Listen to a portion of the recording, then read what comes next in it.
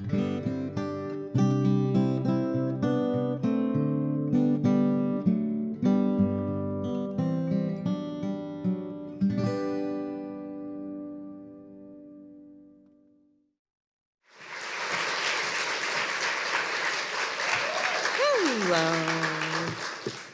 Hi, everybody. Thanks for coming out in the rain. We had sort of biblical rain in the afternoon, which for a California girl was something else. I kind of almost wanted to just stand out there in it, but I didn't. So here we are. I want to thank everybody at the Nashville Public Library and at Parnassus for not only hosting us, but actually being so gracious as to move us when you all sold the event out for the first round very, very quickly. So these guys really came forth and made extra room for everybody so that you could all sit down and you could all get tickets. So thanks to both of them for helping us out. So I always start with a little bit of a quiz. How many of you have finished Times Convert? Okay, now keep your hand up if you've read it more than once. Keep your hand up if you've read it more than twice. Oh boy. Well, there was one. Very well done, you. Okay, now how many of you have not even held the book in your hand until today? Aha. So that's the point of the quiz, is to show you just how many people haven't even opened the covers yet. Because they were coming to a book signing, and so not surprisingly thought, hey, I will go to the book signing and hear the person talk and take the book home and start it. So what this means is that I'm going to ask for all of your help in terms of Times Convert spoilers. We don't want anybody's reading experience to be completely ruined by those of you who have managed to get through it not only once but twice or more times. So, if you have general questions about it, I'm going to talk a little bit about my process.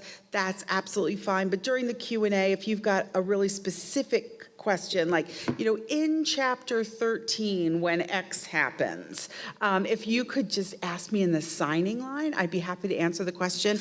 I just want to make sure that we kind of keep things good and flowing for everybody else. So what we're going to do is I'm going to talk to you for about 20-25 minutes, a little bit about my process and about how this book came into being. I'd never used to talk much about my process, and that's partly because I didn't really know if I even had one as a new novelist, but I think I do now. So I'm going to talk a little bit about that and read you a little bit from the book, and then I'm going to open up the floor for your questions, because that's my favorite part of a book signing, is actually hearing from you guys and hearing your questions and your observations. So I'm going to take us back in time, a little time walking exercise, back to 2015, back to the last time I was in Nashville. When you if any of you were here for the Book of Life in 2015, that was right about the time when I decided I needed a little break from the bishops and the de Claremonts. And I strongly suspected that they needed a little break from me as well. And that was because you were all being so kind and so wonderful and telling me what great friends these all were and how much you loved spending time with them, and you just wanted more. And you kept saying to me, we just want more, we don't care. And I said, oh, no. First of all, I don't think that's true, but second of all, I care. So what I needed to do during that break was to figure out not only if, but also how I could re-enter the world of the bishops and de Claremonts and all of their assorted kith and kin and animals and, friends and et cetera, because I really wanted to deliver something that that didn't just feel like more, but that felt like a really proper addition to the stories that you already had. So as a writer, I am not a linear thinker, and I am not a planner. So My process is a little different in that I don't have a strategy. You know, people, it's so kind when reviewers say to me, so was your strategy to write, 3 best-selling novels? And no, not that either. I wanted to write a story that had a beginning, a middle, and an end, and I thought it would fit in one book, but it actually turned out to have a lot of pages in it, so it's now in 3. The beginning is Discovery of Witches, the middle is Shadow of Night, and the end is the Book of Life. But because I'm not a planner, I often have weirdly circuitous ways of getting into stories. And I don't know how many of you have ever seen a dachshund race, but you can Google it if you haven't seen one. Basically, they set up all these dogs, these little tiny dachshunds on a starting line, and then they say go. And the dogs run backwards, they run into each other, they run around. That's how I start a book.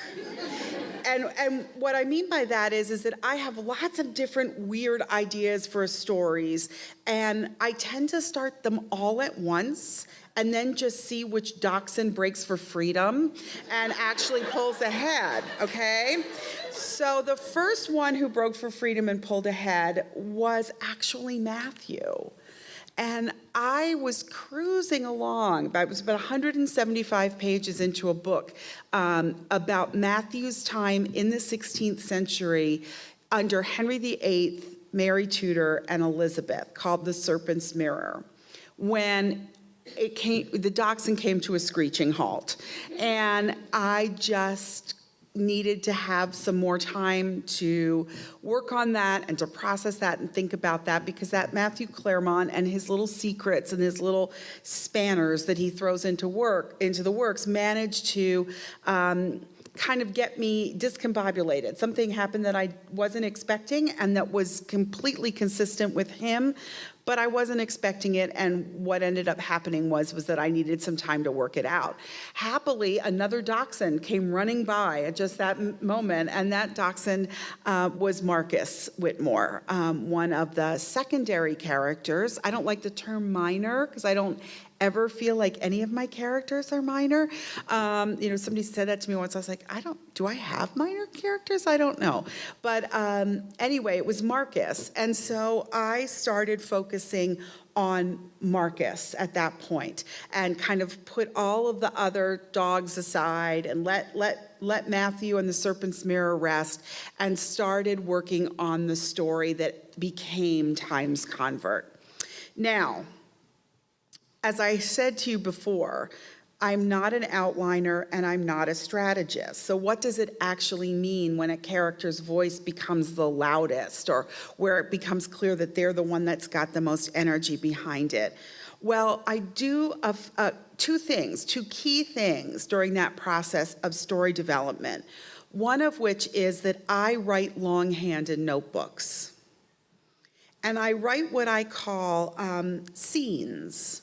They're not really always even scenes. Sometimes it's a scene. I imagine a character in a particular place doing a particular thing, and then something happens, and then I just stop and I'm on to another scene. Sometimes it's lines of dialogue. Sometimes I don't even know who is saying the dialogue at that moment. It's just lines of dialogue.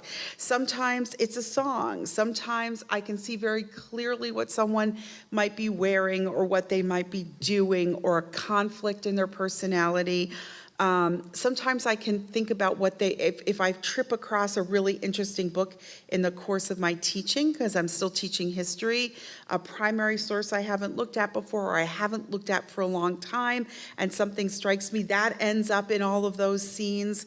And what the scenes do is they send me to the library, because things will happen in those scenes. Like, for example, I could see Marcus in Western Massachusetts. I could see Marcus in the rural part of Western Massachusetts in the 18th century. And so it sent me to the library to start reading books about Western Massachusetts during the 7 Years' War, what we used to call the French and Indian War, but don't anymore. And it was a part of history that I wasn't all that familiar with. I'm a 16th century historian of science. I know you guys all think historians know everything that happened in the past, but it's not true. I can tell you a lot of things that happened between 1550 and 1600, but 1757 is not my native ground.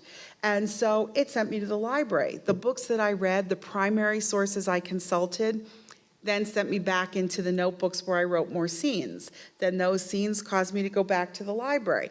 And so I end up in this kind of little loop, this little information loop that's partly about research and partly about writing. I am not one of those people who researches a book before they start writing, as you can tell. I'm also not someone who writes a book completely and then does the research to make sure everything's okay. For me, it's much more of an organic, side-by-side kind of dynamic. And I do that loop for as long as it takes before I have an aha moment and think, that's what okay, now I know not only what I want to say, but how I want to say it. And I kind of cracked the novel open in some kind of fundamental way. How many notebooks does it take to actually get through a book? Well, The Serpent's Mirror has 3 notebooks, and I'm on page 175. Times Convert has 3 notebooks, and it's finished. Other discarded dachshunds or postponed dachshunds from the Great Dachshund Race of 2015, sit on my shelves. They all have different colors, and when inspiration strikes, I just take them down. So it really depends on the book. It depends on the project. It depends on the trouble that I find along the way. But it's not until I know what I want to say and how I want to say it that I sit down at my computer and really start drafting and really start writing the book. And from that point, it's usually 6 to 9 months before I'm done. And that was true all the way back for Discovery of Witches, where I started wondering what vampires did for a living. I had no notebook with me. I went down to the hotel gift shop. To this day, the first notebook on my shelf is this itty-bitty little white notebook from the hotel gift shop with a jumping dolphin and Puerto Vallarta written on it. And that was where I first wrote, my questions and the answers to my questions. So that's how we ended up after this loop with Times Convert. And once I figured out what I wanted to say and how I wanted to say it, it kind of all boiled down to knowing a few things for sure. And those became the kind of anchors of the whole story. So one of the things that I knew for sure was that I wanted to move the story of our characters gently forward into the future. And the operative word there was gently. I don't know about you, but in 2015, I felt so sorry for the Bishops and the de Clermonts. I felt like they'd done nothing but race around the globe and back and forth through time and have people be mean to them for a long time and have terrible things happen to them. And I just thought, oh my God, wouldn't it be nice to just have a little bit of a rest? So one of the things I really wanted to do was to look at them without having to look at them through the lens of enormous, cosmic, planetary-wide stakes of survival. I wanted to look at them as human beings doing the hardest work of all, which is just getting through every day, more or less intact. I think too often we have heroic narratives that we think to ourselves, boy, my life, if only I had a cause or a quest or a challenge to be met and faced. Why can't I be a superhero? Well, guys, I hate to tell you this, but actually the hard work is what we're all doing just, on a Monday, basically, to get from one point to another. So that was one of the things I knew for sure, and that provided one of 3 strands to the plot in Times Convert. One of the strands of the plot is a narrative arc that follows Diana, Matthew, the twins, Isabeau, Sarah, Agatha, Fernando, Jack, assorted bits and pieces of family, about 1 year after the events in the Book of Life. So for anyone who's really good at math, what you know is that means that the twins are about 18 months old. And I thought, well, that would be pretty fabulous. Because I bet you Diana and Matthew have something of a nervous breakdown when their twins enter the terrible twos. Wouldn't that be fun? So that is plot strand number one. The second plot strand was that when I came out of my sort of little energy loop process, my information process, I knew that what really interests me are not only individual lives, but also how one of these individual characters fits into larger communities or sets of communities. And if you think about it, there's all of these overlapping circles of communities and individuals in the trilogy. And I really wanted to explore those a little bit more. And I wanted to do it again, by sort of balancing out the family and the individual, the group, the kind of species group of vampires or witches or demons or humans with an individual. And that's how I came up with the second narrative arc in the story. And that is, we follow Phoebe Taylor's transformation from human being to vampire over the first 90 days that she is a vampire. So you might think to yourself, well, why 90 days? It's a good question. Again, I've had interviewers say to me, what kind of vampire books did you use so that you could come up with this 90? I said, well, I didn't actually. I had to actually confess to a fairly major journalist that I had never read Dracula, which is true. What I did read was what to expect when you're expecting, and a lot of human development books. And what I did was I sat there and I tried to imagine how a human's life development, how that kind of story arc would affect how a vampire changed and developed. And I came up with this notion that somehow, in their super speedy way, a vampire had a year of human development in a day. And so Phoebe essentially goes from 0 to 90 over the course of a summer. So that same summer that we're watching Matthew and Diana and the twins, we're also checking in with Phoebe as she learns how to walk as a vampire and feed herself as a vampire. And she goes through puberty as a vampire and the rebellious early 20s as a vampire. And it became one of the most fun things I've ever done, to just look at her kind of coming into her own as this newly reborn creature. I also decided that it would be a really intriguing and interesting feature of this story if somehow it was traditional back in the day for vampires to kind of almost go into seclusion for those first 90 days, to be really carefully monitored. That sort of like the super helicopter parenting for vampires involved kind of a 90-day, relatively secluded, very careful process, and that Marcus was simply not invited to be anywhere around. So Phoebe's kind of got to get on her feet on her own, which is what we would all want for our own children, right? Not to be dependent on somebody that they loved, but be able to be independent. So we get to see all that journey. And the third thing that I realized for sure, and the third narrative strand, had to do, of course, with history, because I am, guilty as charged, still a history professor. And what that meant was that I knew it had to have a historical component. But again, I just couldn't quite wrap my brain around time walking for Diana, especially at this point in her life. I thought, really, she's going to teach her classes, do some research, feed the children, go home, chat with Matthew and say, okay, it's 7:15. I'm going to just time walk for a few hours. I'll be back, I hope, before breakfast. Not going to happen.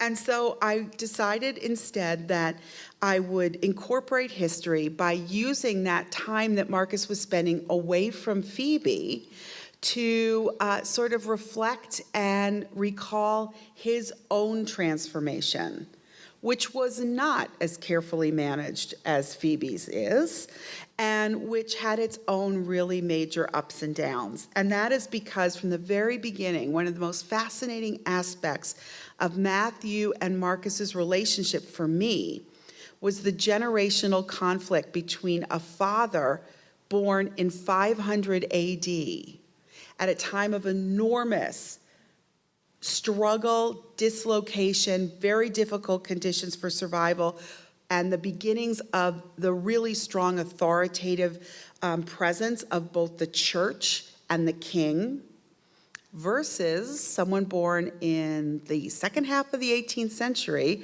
which is not the age of faith, but the age of reason, broadly, and generally sketched out, and which was a time of outright rebellion when, all around Europe, all around the world, there was political struggles against strong authority figures. And I thought, wouldn't that be an interesting thing to have this little rebel entering into the de Clermont family with Matthew, and me thinking, I wonder if Matthew thought all that through before he did it.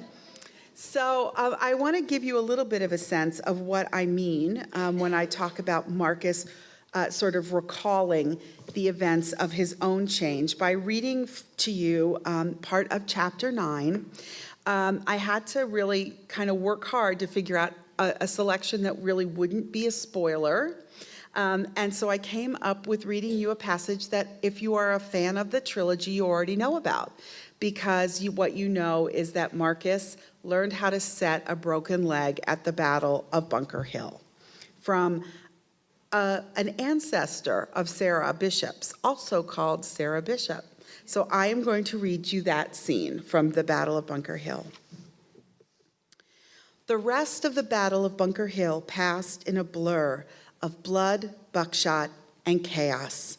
There was no water, no food, and little respite from the fighting. Stark and his men turned the British aside. They turned the British aside again. When the British attacked a third time, the exhausted colonists had no ammunition to fight back. The hardiest and the oldest men volunteered to stand at the wall while the rest retreated. They were almost across the neck and safely back in Cambridge when Jimmy Hutchinson suddenly fell, a piece of shot embedded in his neck. Blood spatters mixed with the freckles on the boy's face. Am I going to die? Jimmy's voice was faint. Marcus ripped the blood-stained sleeve from his own shirt and tried to stanch the flow of blood. Not today. If it gave Jimmy a shred of hope to cling to, though Marcus knew the boy would curse his fate before his ordeal was over, how could it hurt? Marcus took a coat from a dead soldier. He and Aaron Lyon made a makeshift stretcher out of it. Together, they carried Jimmy towards the camp hospital that had been set up in Harvard Yard. The area smelled like a charnel house, the scent of blood and singed flesh filling the air. It sounded even worse. Groans and pleas for water were punctuated by screams of soldiers in agony. Bless me, is that Jimmy Hutchinson? A stout woman, fiery-headed, with a pipe clenched between her teeth, appeared out of the smoky twilight, barring their way. Mistress Bishop? Jimmy said weakly, blinking up at her. Is that you, ma'am? Who else? Mistress Bishop replied tartly. What fool let you come up here and get yourself shot? You're not even 15. Ma doesn't know, Jimmy explained, his eyes rolling shut. I should think not. You should have stayed in Salem where you belong. Mistress Bishop gestured to Marcus. Don't just stand there. Bring him here. Here was not the direction that most of the wounded were being carried. Here was a small fire with a group of makeshift beds arranged around it. Here, all was quiet, as opposed to there, where shouts and cries and utter bedlam proclaimed the location of the surgeons. Marcus eyed the woman with suspicion. You can take him to Dr. Warren if you want to, but Jimmy's chances of surviving are better with me, she said. Mistress Bishop shifted her pipe from the left side of her mouth to the right. Well, we left Dr. Warren on Breed's Hill, Marcus said, pleased to show up the woman as a liar. Not that Dr. Warren, you dolt, the other one. Mistress Bishop was equally delighted to let Marcus know he was a conceited fool. I reckon I'm more familiar with the medical men of Boston than you are. I want to stay with Mistress Bishop, Jimmy mumbled. She's a healer. That's a polite term for it, Jimmy, Mistress Bishop said. Now, are you two louds going to carry my patient to the fire, or do I have to do it? He's got a piece of shot in his neck, Marcus hurriedly explained as they lugged Jimmy the last few yards. I think it cut through the veins. It could be lodged in the artery, though. Some of the flesh around it is black, but that could be a burn. I tied my sleeve around his neck as tight as I dared. So I see. Mistress Bishop picked up a pair of nips, a rushlight pinched between them. She peered into the wound. What's your name? Marcus McNeil. Here. Marcus fished around in his pocket and pulled out a bit of candle wood he'd brought from home. The resinous pine splinter would cast a brighter glow than the flickering rushlight. He thrust the end of it in the flame. The wood caught immediately. I thank you. Mistress Bishop swapped her nips for the candlewood. You know your way around a body. Are you one of those Harvard boys? Her look of derision was reason enough to deny it. Mistress Bishop clearly had no use for the college-educated. No, ma'am, Hadley, Marcus replied, his eyes pinned to Jimmy's pallid face and blue-tinged lips. I don't think he's getting enough air. Oh, none of us are, not with all this smoke. Mistress Bishop contributed to it by drawing on her pipe. She sighed, a fug of tobacco surrounding her, and looked down at Jimmy. It's okay, he'll sleep right now. Marcus knew better than to ask whether Jimmy would wake up. It took me 18 hours to bring that boy into the world, and no time at all for some idiot with a gun to steal him away. Mistress Bishop pulled a small bottle out of her pocket. War is such a waste of women's time. Mistress Bishop used her teeth to pull the cork from the bottle and spit it into the fire. It popped and sizzled for a moment before igniting in the flames. She took a substantial swig and offered it to Marcus. Thank you, no. Marcus still felt as though his stomach could rise up at any moment. Memories of the battle struggled to the surface of his mind. He'd killed a man. Somewhere in England, a mother was waking up without a son, and it was his fault. You think about that weeping mother before you pull the trigger next time, Mistress Bishop said, returning the flask to her own lips. Somehow, the woman had divined the contents of Marcus's guilty conscience. Alarmed and overwhelmed, Marcus clapped a hand over his mouth as his guts heaved. Mistress Bishop looked at him sharply, her hazel eyes snapping. Don't you dare go all missish on me. I haven't got time for your nonsense. One of the Proctor boys broke his leg running away from the guns, fell in a hole. First sensible story of battle I've heard today. Mistress Bishop took another swig from her bottle, then lumbered to her feet. She beckoned for Marcus to follow.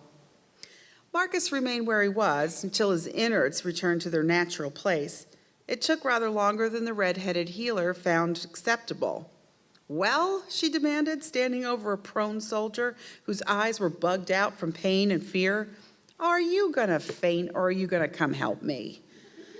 I've never said a broken leg. Marcus felt that honesty was definitely the best policy with Mistress Bishop. You've never killed a man either. There's a first time for everything, Mistress Bishop said tartly. Besides, I'm not asking you to set it. You're going to hold him down while I do it. Marcus stood at the man's head. No, not there. Bishop's patience had been spent. Hold his hip here and his thigh there. She placed Marcus's hands in the proper position. You have anything to drink, Sarah? The man croaked. Marcus thought a drink was a very good idea based on the angle of the soldier's ankle relative to his knee. It looked as though the tibia had snapped in two. She slapped her flask into Marcus's palm. You have a sip first, then give John a swig. You've gone all green again. This time, Marcus accepted her offer. The liquid burned a path down his throat. He held the bottle to the soldier's lips.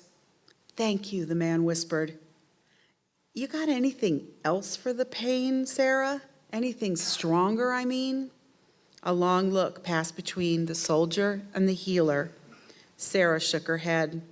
Not here, John Proctor. It was worth asking. Proctor sighed and laid back. The rum will have to do. You ready, McNeil?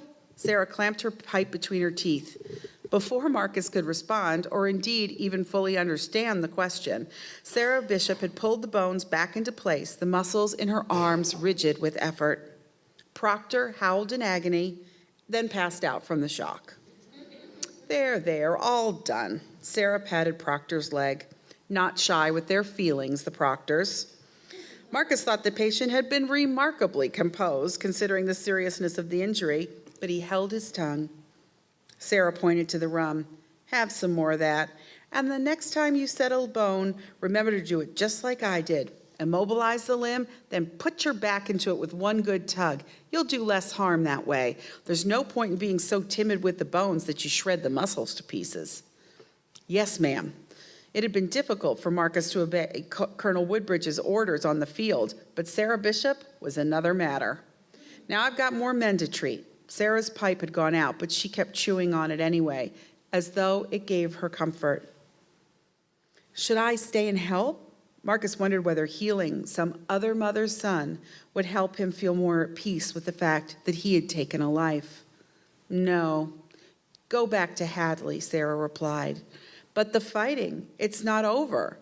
Marcus looked around at the casualties. Men had been killed, maimed, fatally wounded. They needed every gun they had. Freedom. There are more ways to serve the cause of liberty that don't involve bloodshed. The Army is going to require surgeons far more than soldiers. Mistress Bishop pointed the end of her pipe at him. Her eyes were dark, the pupils huge. Marcus shivered at the sight. It must have been the drink and the smoke that made her look so strange. Your time has not yet come, she continued, her voice dropping to a whisper. Until it does, go home where you belong, Marcus McNeil. Be ready. When the future beckons, you'll know it.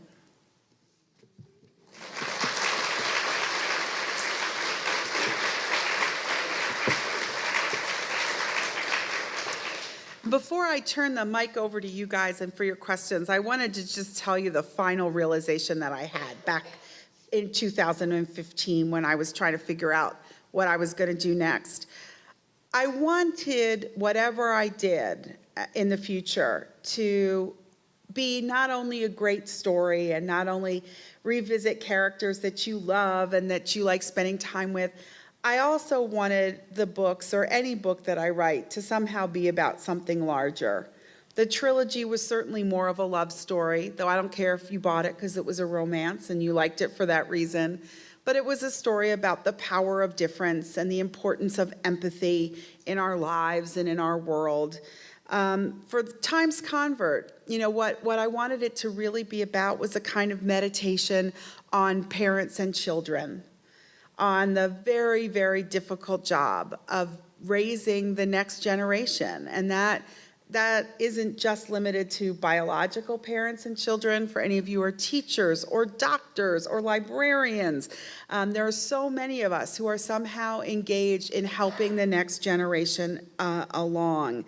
And it was, I think, when I was in my process of thinking about Marcus, seeing scenes from his life, doing some research, that I was reminded of the importance of the language of parents and children to the revolution itself, to the American Revolution.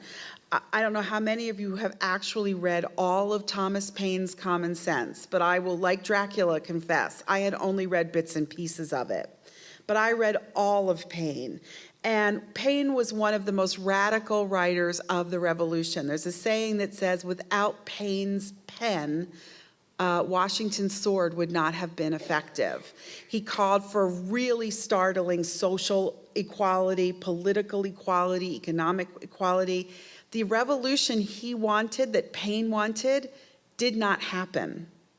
And he couched that rebellion, that revolution, in the language of children rebelling against a bad parent. And so the story of the revolution for Paine was one of the children in the colonies turning around and facing their bad father, King George, in London, and saying, enough. You don't have authority over me. I am fully grown and can find my own destiny, and you aren't taking proper care of me and giving me proper respect. So it was seen as a generational conflict between colonists who had come of age and literally the mother country and the father of the king who were refusing to let them grow up. And so it's pain that gives us the title for the book. You know, I always love to steal my titles from things other people have written. It comes from a line that says, "Time makes more converts than reason." Because when Marcus was growing up, his parents' generation wasn't sure it was a good idea to break away from the king. It was young men like Marcus who in particular said, "No, we're ready. It's time."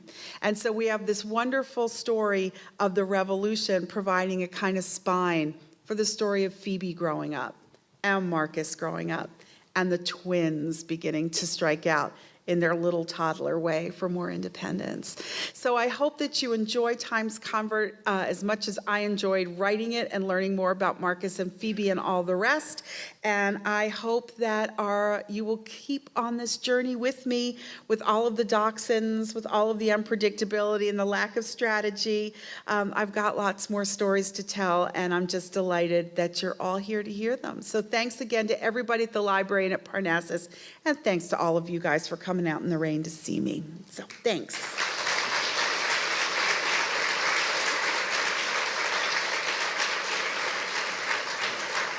And we've got a good 20, 25 minutes for questions. So if you've got a question and you want to stick your hand up and ask me, I will repeat it back to the group in case we can't hear it. Yes. I want to know more about the TV show. Okay. How involved you've been in that and when we can expect to see it. Okay. Well, good. So the question is, tell me about television. So the television show should be coming to the U.S. early in 2019. And I think what that means is sort of somewhere in the first 6 to 8 weeks of 2019. I don't think we're talking June. And it's coming to Sundance Now and Shudder. So probably many of you have not heard of these before. So right now, everybody wants to get in the streaming business. That's like Netflix or Hulu, right? Or Amazon Prime. And AMC has been running around buying up various and sundry little pieces of other people's television empires. And one of their purchases was the Sundance Channel, Sundance's streaming platform, Sundance Now, and a horror and sci-fi channel called Shudder. And what basically I think AMC is hoping to do is to kind of provide a really curated, story-driven, character-driven streaming platform that would be kind of where you could go and know that you would be able to find good stories that you really wanted to see. And I was absolutely thrilled that where they really wanted to place that kind of rebranding and emphasis was with the All Souls trilogy.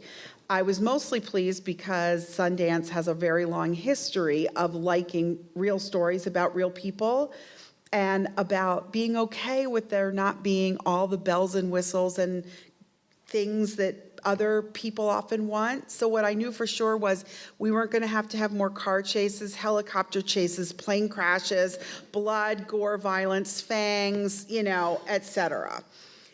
They were going to really they love the books, and we're happy to stick close to them, which I got the message from you all loud and clear. So anybody who's saying, yeah, I wanted you to do that, but be on Netflix, wasn't actually possible. So instead what I did was I was a good custodian of the story, because that's my job, is to take care of these characters. So to take care of these characters, I am an executive producer of the television series. And what that means is that I've been involved with this series since the first creative consultations all the way through to the final edits of every episode. So that's a long amount of time. I've been doing this now since 2015, almost all the time that I wasn't teaching or writing this book. It means I've been on set. It means I've been in writers' rooms. It means that I've helped draft documents like the series Bible and talk about, how we're going to approach this. So what the result has been is what I think is an absolutely beautiful, absolutely wonderful adaptation of these books. But it is an adaptation. And one of the reasons it is because, look, guys, the whole thing took place from Diana's point of view. Can you imagine this being riveting TV? Diana goes to the library. Diana goes back to the rooms. Diana goes to the river. She comes back to the rooms. There's a voiceover that says, I am thinking about alchemy now as I go down to the river. It was just never going to work. So much of that is interior. And what we decided was that, look, when Diana shows up in Oxford that first day, somewhere in the world, Peter Knox is doing something, and it's probably not good. Satu, likewise, doing something. Sarah and Em are having a life somewhere, doing something. And so that the way we've done it is to adapt it by actually giving you more than the books. I think what you're all worried about is, oh my God, something might get cut. A whole lot got cut. But a whole lot got added that's really cool, and where you can go like, oh, of course that's what they were doing while Diana and Matthew were having a romantic dinner for two. They were all regrouping. How fun, because now we get to see it. So that's the TV in brief. I mean, I'm sure a lot of you have other questions and I'm happy to answer them, but does that kind of give you a little bit of a sense of like, oh, I can relax a little? A little bit? Okay, good. All right, other questions? Yes? Did some of your students jump in and help a little bit with the research? Asking you to do all this would be nearly impossible. Which research? For Times Convert? Chemical stuff. Oh, no, that's my research field. That's mine. I've been doing that since 1982 all by myself. So I had a lot of notes. So that's my research specialty. And my research specialty is actually 16th century. So it's where it's not an accident that Diana and Matthew went to 1590. That's where I feel comfortable. Forget Diana, who's a scholar of 100 years later. That's my home turf. So yeah, that was my research that did it. Now, for Times Convert, I had to become a kind of high-level graduate student of the 18th century. And all I can say is they published a lot of newspapers in the 18th century. And I had a couple months where I thought, I'm just going to read all the colonial newspapers from 1757 to 1777. And then I thought, oh, okay, no, that's not going to happen. I'm going to have to be a little more selective. In my period, you can really read like every book published in a given year, and not because their print was still so new, but it had completely exploded by the 18th century, and I had no idea about the scale and the complexity. But I did still do all the research myself. I had help with students. A very wonderful student named Patrick Wyman helped me with the military stuff in Shadow of Night. And Patrick was a classicist who had become an early medievalist, and I said to him, okay, Patrick, you're Philippe de Clermont. You have 2,000 years of military weaponry at your disposal. You're 6'1". You've got this kind of personality, and you're fighting against Matthew, who's 6'2", 3", which weapons would they each choose to fight with in battle, and why, and how would they fight? And he went off for 3 months. And when he came back, I had this little booklet all about, which sword and why and how and when. And he had done mock fights with the guys at his gym. It was awesome. So I did have help with that, because there was no way I could get as good an understanding as Patrick. And he's acknowledged in Shadow of Night. And he said it was the best summer he'd had at graduate school. So that was good too. Anything else? Yeah. So in the World of All Souls, in Philippe's description, it said that he was very accepting of and very advanced in his choices of he was very accepting and tolerant. Mm-hmm. And is there going to be a spoiler here? No. Okay, good. No. Sorry, I wrote it down. So why wouldn't he acknowledge Fernando as Hugh's mate? Because he was relatively very accepting, but he was also very pragmatic.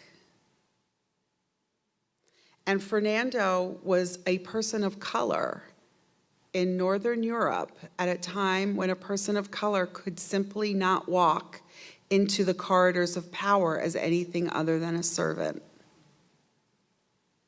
So, and that didn't go over really well with Hugh. It wasn't that Hugh and Fernando loved each other. That wasn't a problem. But Fernando was an impediment to Philippe's plans. Yeah.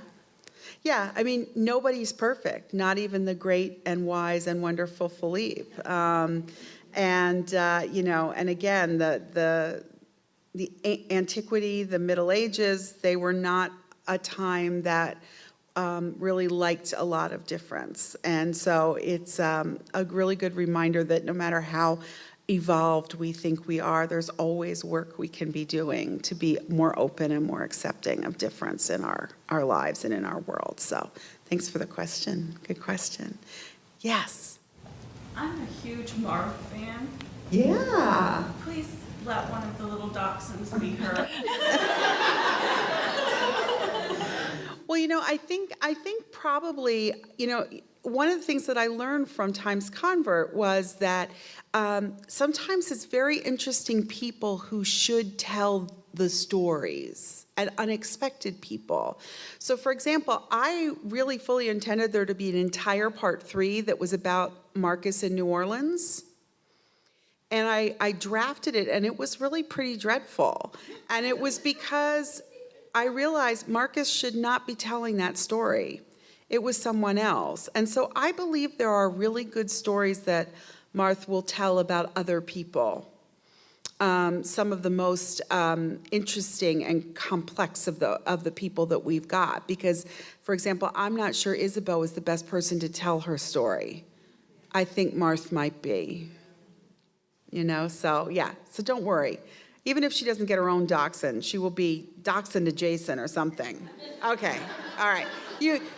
She's in Times Convert. We're not going anywhere without Mark. Not going anywhere. All right, other questions? Yes. You've talked before about the role that music plays in your writing, and you've been gracious to release on Spotify your different playlists Yeah. for different characters. I have not looked. Is there one for Marcus, or is there? Yeah. There's one for Times Convert. Yeah, there is one for Times Convert. It's really long. It's like 3+ hours because, again, there were different storylines. And unlike the other playlist, it's not arranged in order so I thought, okay, well, because that, again, it just didn't work that way because of the way the stories were woven together.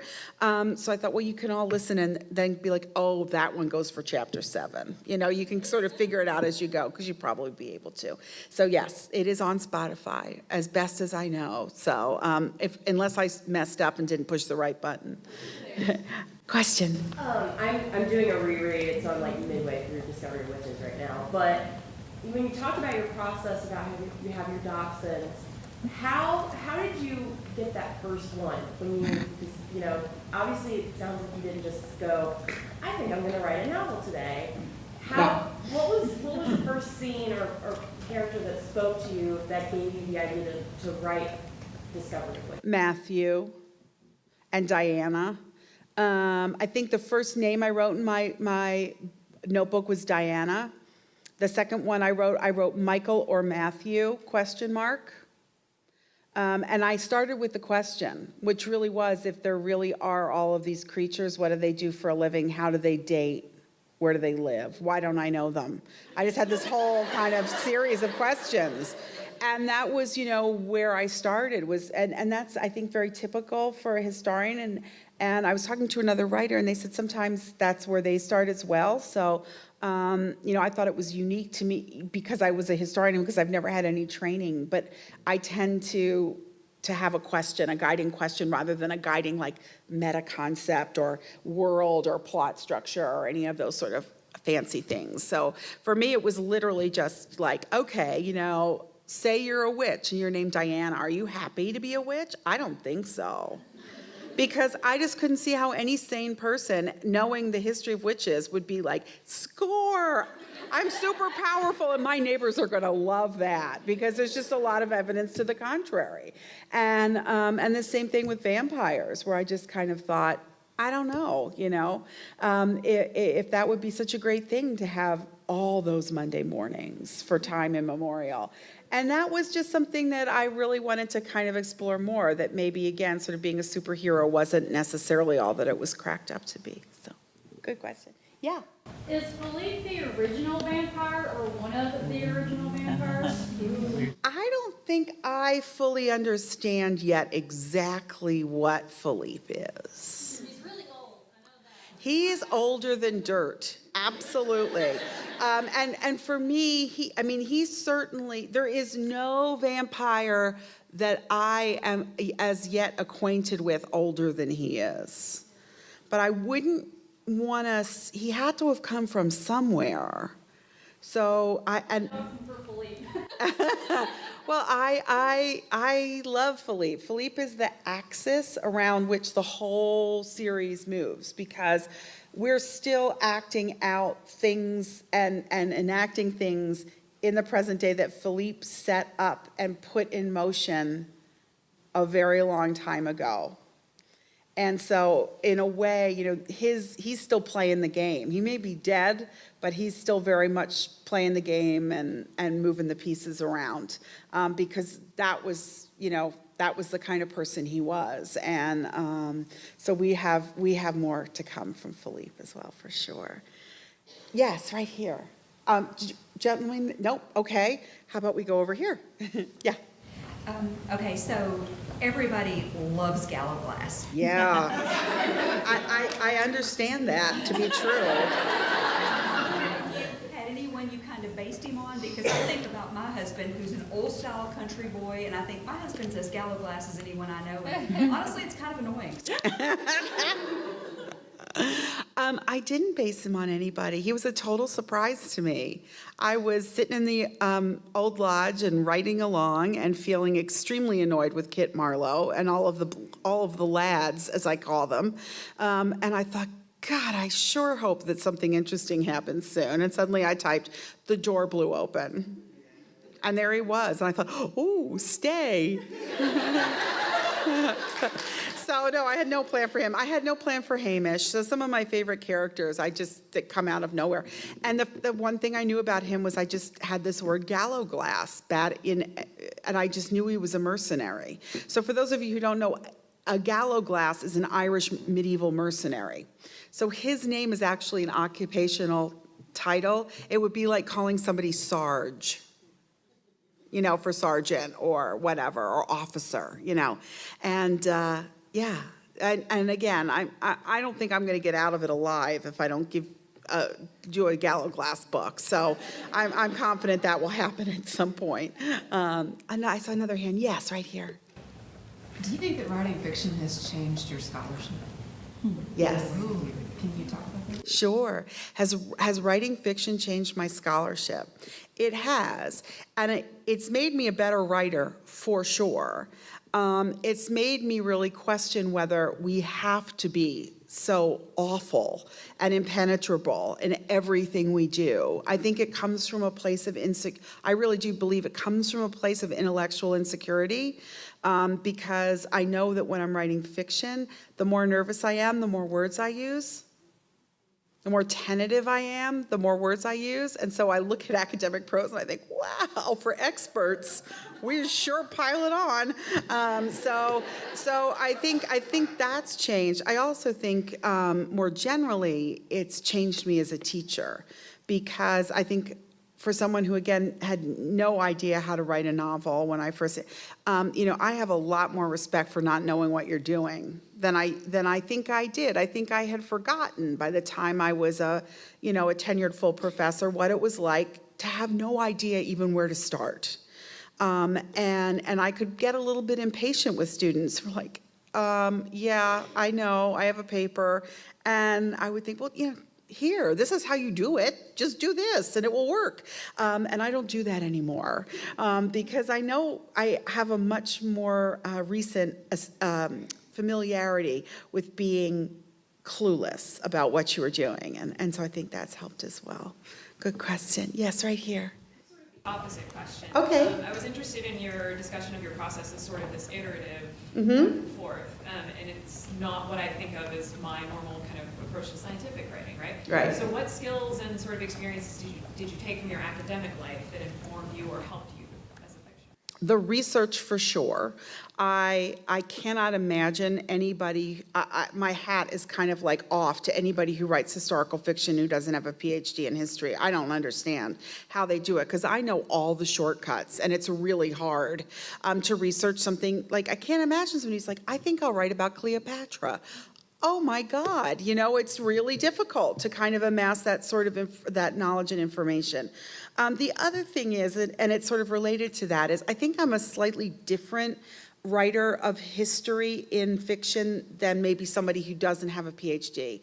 And the reason for that is because the thing I am most concerned with is actually having the debates right about a topic. So historians, that's what we do. We have debates because there are facts and we agree on the facts, but what we don't agree on is the interpretation of the facts. And so I must have read 70 books on childhood structures, childhood, the culture of childhood, growing up in the family, women, you know, in the 18th century. Every single one of them had a different argument to make using the same set of primary sources. So that's what I want is for my colleagues who are early Americanists to be like, oh, you read all the right books because you kind of, I can see how you've situated this family in those debates. I am not concerned about getting a button right, or a table, or a word. You know, somebody said to me, are you sure everything they say was said in the 18th century? I'm like, no, because you're not either. Because there are no 18th century people to talk to. And what we know for sure is that we all talk in a way that is not actually what we read in books, right? So conversation is very different than written language. So unless somebody finds me an 18th century person to talk to, you know, I figure my guess is as good as anybody else's. So I can be a little bit weird because I'm not counting wagon wheel spokes, and I'm trying to figure out like this bigger picture and trying to get that right instead. So that might be a little bit of a difference. Great question. I hadn't thought about it that way before. Yes, ma'am. In the Barnes & Noble edition of Times Convert, you have an extra chapter. A deleted scene. Yes. In the beginning, before that, you say that there have been other scenes that have been deleted. Oh, yeah. Yeah. Are you ever thinking of doing a book with those deleted scenes? It'll probably be a couple of books with those deleted scenes because, again, like I had a whole part 3 that was New Orleans and all of the events of Shadow of Night, but covering Marcus, like where Marcus was.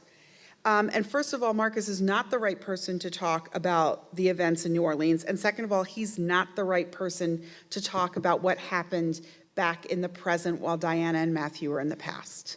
And that's what I learned by writing 175 pages that I cut out of the book and gave one scene. So yeah, they'll definitely show up, but they're not, this is not the start of a trilogy. This is a book, and then there's gonna be, hopefully, if you all can put up with it, other books that will come out and deal with some of these other moments in the history of the characters. All right, we got time for one more question, right here. So I'm curious, listening to your writing process on how you write, I guess what Diana calls like the greater weaving parts of it, like Philip and Becca being born as the serpent and the archer. So how do you write that when you've already kind of made that? Is that like a big plan, or is that something that kind of comes later? It usually comes up in one of these weird sort of, I'm obsessed with dates because I'm a historian and I'm terrible at remembering them. So I keep all these calendars when I write, and I seriously, instead, I can't do outlines. They make no sense to me, but calendars make sense. So almost all of my books have a timeline, if you think about it, right? So I had May, June, July, and August calendars. And I would like plot the chapters for Times Convert on the calendar, like, oh, that happens on that day. Same thing for the Book of Life. And so I was like, okay, well, if she comes back and she's pregnant here, the babies have to be born here. Oh, wait. What if one of them was, you know, a Scorpio, and one of them was, what date would that have to be? Scurry off and read the astrology books, come back and be like, woohoo, So that's, and like literally the number of times that I was asking my friends, okay, how early can I get away with twins? Without having a hospital birth. I mean, everybody I knew who was a physician, a midwife, or a mother, I was just like obsessively asking these sorts of questions with. So, because I just wanted it to be okay, and I'd fret over my little calendar. So it really, I will sometimes be struck with an idea, but it almost always sends me back into that same loop, which is why I now feel like, oh, that's my process, and I can talk about it. Who knew? I have a process too. So it's good. Great question. Yeah. The bigger weaving, I also will say that sometimes the bigger weaving is very much done in final edits because I do kind of have very strong scenes, and sometimes the connective tissue, I don't even really see it until we're dealing with pretty polished stuff. And then I'm like, oh, wait, obviously this all fits together in this way. And sometimes I just won't see that way that the tracks are laid down for that until pretty late in the game, which makes me and my editor crazy and nervous. But hopefully it all ends well. So, all right, I didn't get to your question, you will see me shortly. And thanks again for being just the most wonderful audience. It's always such a treat to be here. So thanks, and I'll see you out there shortly.